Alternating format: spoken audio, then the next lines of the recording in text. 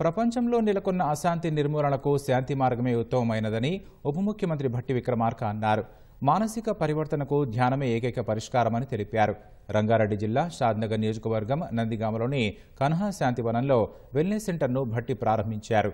రాష్ట్రంలో పెద్ద మెడిటేషన్ సెంటర్ను కన్హా శాంతివనం ఏర్పాటు చేసి ఉచితంగా యోగా నేర్పించడం గొప్ప విషయమని కొనియాడారు.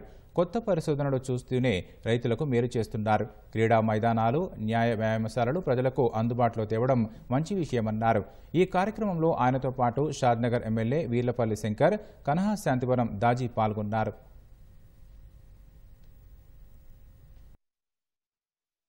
శాంతి మార్గమే ప్రధానమైనదని చెప్పి ఆ శాంతి మార్గానికి కావలసిన విధంగా మానసిక పరివర్తన చెందడానికి కావలసిన మెడిటేషన్ అనేది ప్రధానమైనదని చెప్పి ఆ మెడిటేషన్ పైన ప్రధానంగా దృష్టి పెట్టి ఏర్పాటు చేసినటువంటి ఈ శాంతి కన్హా శాంతివనం అనేది నిజంగా ఈ ప్రాంత ప్రజలకి మంచి చక్కటి వరం లాంటిదని నేను భావిస్తున్నాను.